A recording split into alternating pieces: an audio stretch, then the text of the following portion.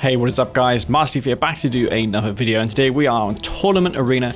This is another classic map, and I'm going to be playing this time as the Black Hand, if I'm not... No, I'm actually playing as Nod. Fooled you guys, I'm playing as Nod. The Brotherhood has entrusted me. That's how you know you're playing Nod. Saboteur comes out. There's only one spike for each player on this map. I mean, you guys know this map. This is one of the all-time classics, though it isn't too popular in 1v1 nowadays. It does see play from time to time, but it's not as popular as the fan made maps like Tournament Highlands and Tiberian Rift. I'm sure you're getting sick of seeing those maps by now. And let's not forget Tournament Odyssey, which is probably the most played map ever. But yeah, this game is super intense, and I'm going to start things off with a bang. Now, militants certainly are not that exciting. This is not going to make for amazing gameplay, but we have to play through the early game first, which involves the scouting phase. Now, I didn't know what he was. He is a GDI faction. As it turns out, he's GDI Vanilla. So this is a classic GDI Vanilla versus not Vanilla game. Gonna open things up here with an operations center, and that rifleman's god was like, oh hey, that building just spawned out of the ground. Better inform the HQ at Philadelphia, I think. I'd say the Pentagon. Is it the Pentagon that the GDI uses for strategic command? Not entirely sure. But they're going to inform them that there's a flame tank coming upon seeing that op center. And there is a flame tank. You can go for a Reckoner. You should go for Reckoners, because when you sell that tier 2 off, it's going to spawn a Black Hand squad, which is going to in turn allow you to get another opportunity to damage your opponent with the Reckoner. Now, sadly for me, he's already onto this. This flame tank's taken half of its damage away. Half of its HP is gone. He decides not to chase the flame tank. Maybe a wise choice, because those double Black Hand squads are going to do a lot of damage when in close range like that. He doesn't want to lose his pit bulls, which is understandable. The Reckoner is still alive for me, and it's important for him to keep those pits alive, otherwise the Reckoner might go towards him with no units to intercept. Now, the Reckoner did receive a small speed buff in the recent R22 patch, because I believe, and I think most people would agree with this, that the speed nerf introduced in 1.2 Plus was a bit extreme. Yes, it was tweaked slightly in 2016. I was part of that process, but it was overdone. And considering that the Cabal squads are not full squads, when you sell shredder turrets off, when you sell power plants off, and Hand of Nods, it makes sense to increase the speed of the Reckoner a little bit. The Reckoners have also enjoyed a nice buff when it comes to armor with Dozer Blaze. That's a plus 30% increase to its armor with Dozer Blaze, which is significant. But yeah, this is micro at its purest form. Lots of evacing this Reckoner, getting those rockets to shoot down the enemy pit bulls, while simultaneously avoiding the pit bulls from pursuing the Reckoner. So it's just going to scare him back. He's not going to be able, if I micro this, to successfully intercept the Reckoner. If anything, the predator has become, the prey has become the predator. So the Reckoner is usually the victim of the pit. This time, it is the other way around. Reckoner, though, does deploy. I've got a War Factory in the way. If I want, I can place this War Factory next to the Reckoner. And you guys know better than me that Reckoners next to War Factories are almost invincible to a small amount of forces. I wouldn't say invincible, because generally speaking, human players will attack you not in waves of a few units, but they will send in a lot of stuff at once. Like 5 or 10 mammoth tanks, not 1 or 2 units. That flame tank does get into the base, and it does manage to burn down the War Factory. I tried to go for the ref, futile, however. I was afraid of him counterattacking me. This flame tank rush was ultimately unsuccessful. Even though I got that Reckoner, that flame tank to kill a war factory, it is not nearly enough, guys, to compensate for the fact that this Reckoner and flame tank has not killed any refinery in the first minute or two. I'm going for this blue field. A couple of pits there, we're camping it. But I've got the infantry upgrades. Now, I like to go personally for the Tiberium infusion first. It provides the biggest buff to your imp. I've got a voice of Kane queued as well, which will improve the rate of fire of these infantries even further. Now, the voice of Kane doesn't stack with the Confessor as many may believe. It merely replaces it, as it lasts longer than the Confessor member buff. So what the game does is it replaces the buff that the Confessor leader of the squad does with the voice of Kane buff. That's how the rate of fire appears more. It's the same as the Confessor Cabal squad. There's a small difference between the squad member Confessor and the Confessor squad. It's not exactly the same buff. But yeah, this infantry does go into the base. I use the Redemption support power, which is pretty amazing. It spawns in Awaken, which move a little slower than the Mark of Kane Awaken do. They've got a few different characteristics than the Mark of Kane Awaken. They got double the health for one. They move slower. They move slower and have double the health. And plus, I believe they give more experience to the enemy.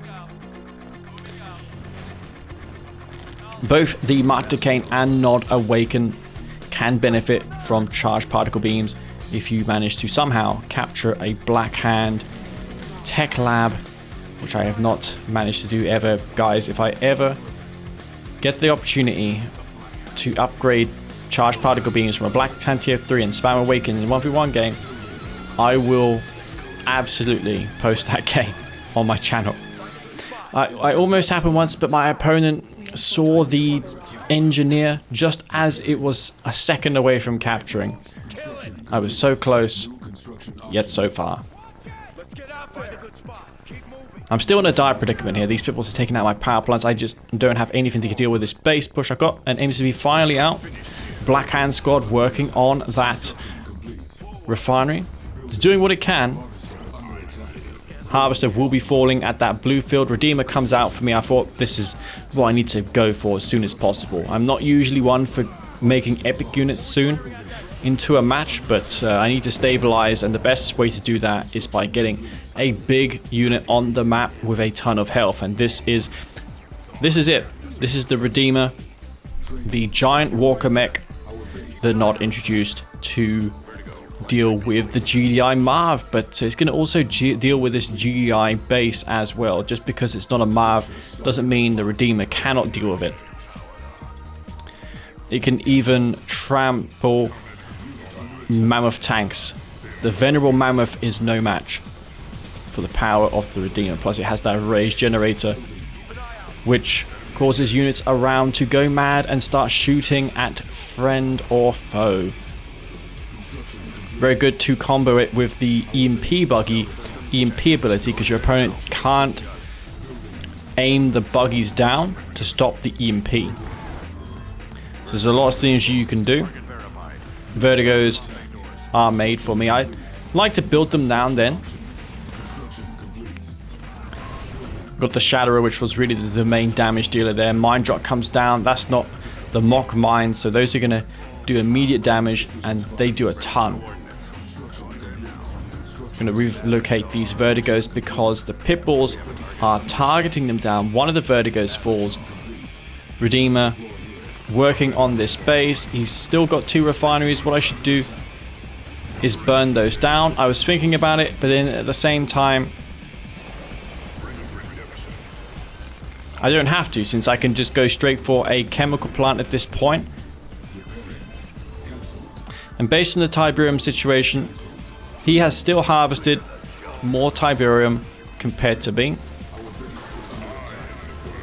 The Redeemer will fall to the Hammerheads, and once those Hammerheads deal with the Redeemer, I'm going to have problems with the Hammerheads. I should go for stealth tanks at this point. Vertigos do have a tail gun on them, but in 1.02 plus they can only shoot from behind. They don't have 360-degree coverage, but the DPS is more, plus the models are fixed. And that was a dirty one-click if you do ask me, guys. Look at that. 2 refineries falls. That's a big amount of damage. But I do lose a harvester, and now these hammerheads have literally no response. I've got a reckoner with triple rocket inside. That's all I have. Hammerheads starting to destroy my harvesters. I've only got 5 or 6 harvesters. They're very low on health. I drop an obelisk, and I'm desperately trying to squeeze out a stealth tank and research this tip core upgrade. It is paramount for me at this point. I lose my refinery out my main, so this is all I have left when it comes to my economy center. Has set up another refinery at his field. I summon in the C-type room before selling the chemical plant off. That is a good idea. You get $1,500 right away. Black Hand Squad, which I can put in the Redeemer. And then I get the tip that it spawns in, which is even better. Hammerheads have been quite a problem. I should get maybe the quad turret upgrade too. It's much better to get it as Nod, since the shredder turrets don't have charged particle beams or supercharge. So the only upgrade they can benefit from are the quad turrets, and you should definitely do it as Nod. So I've got 2 stealth tanks which are going to be able to deal with hammerheads quite nicely with those tip core rockets. And this is the only unit that I implemented the reverse move bug fix. Now, it isn't compromise free, like I mentioned or will mention in an upcoming video. There are some drawbacks to this method of implementing the reverse move fix. I hope to maybe fix it in a future version of the patch, but there's no guarantees on that since nobody has ever managed to do it. But I am not giving up hope. I believe that it's possible to address without the source code of the game, and I've seen it work. Just need to figure out how to do something small on the code that I have. So stealth tanks are out on the map. A couple of ways GDI can deal with them. They can go for zone troopers, upgrade the scanner packs. Those are excellent for dealing with stealth tanks. They can go also for orcas, research the sensor pods. Now the key is to research these upgrades available at the command post, and then you'll have a very good response to enemy stealth tanks. And by extension, they are pretty ineffective, the stealth tanks, once those upgrades and units are utilized properly. You can even put sensor pods on enemy buildings. To remove sensor pods on enemy buildings, I learned you have to repair the building and it will remove the sensor pod. At this point I want to push him because I still feel like he can recover and get back into this with Juggernauts and a Marv, which is very hard for Nod to deal with on this map. So I'm going to push here. I'm researching the quad turrets just so the infantry can be dealt with. Not that infantry is a good option for him anyways, since I have a ton of rockets here and I can even garrison them in the Redeemer to provide it with its own anti-aircraft. I'm also going to put a militant inside of the Redeemer so it has a gun turret. This was significantly buffed like the Marv's rifle turret to give these garrisons a bit more use. And this infantry force will get taken out. It's very good for dealing with the sniper teams. Probably better than the flamethrower in that case since it has added range. I can deal with hammerheads, I can deal with infantry, I can deal with vehicles. Now the Redeemer isn't that great against inf or aircraft with these garrisons, but it still has a means to deal with all threats. MCV pushes forward, and this Redeemer with its weapons, with its hardpoints, will start working on this GDI army. Rockets spewing from the Redeemer, bullets being shot at as well, and we can see hammerheads above going to quickly get taken out. I've got even typical Sams established on the front line. I'm building up more in case he's got a hidden army of hammerheads. He's only got a singular airfield. He's producing hammerheads from that singular one we see. Shredder turrets coming down. And even with the composite armor, I'm able to quickly dispatch this imp. You know he has composite because the crate on the back of the barracks is red, which means he has composite armor in 1.2 plus, much like the Hand of Nod for the Nod factions spawning or showing the lanterns that they have for Confessors or Black Hand Disciples. But yeah, Senna is falling apart now, and I believe I did a good job in coming back in this game, considering that opening, considering how little I achieved in the early game, and the eco being what it was. I think I got a lot from that Reckoner, and it's really rare to see, and it could be the map, but it is rare to see strategies like that functioning. Now, despite me looking like I was in a good position in that game, the economy graph says otherwise. I was behind, and it was a very hard fought game, and there was a fair matchup there. Nod versus GDI, a classic matchup. Anyways, guys, hope you all enjoyed that game. If you did, don't forget to smash the like button. I really do appreciate that. And before I go, I'd like to thank my patrons, as always, for supporting me and my channel and keeping this going.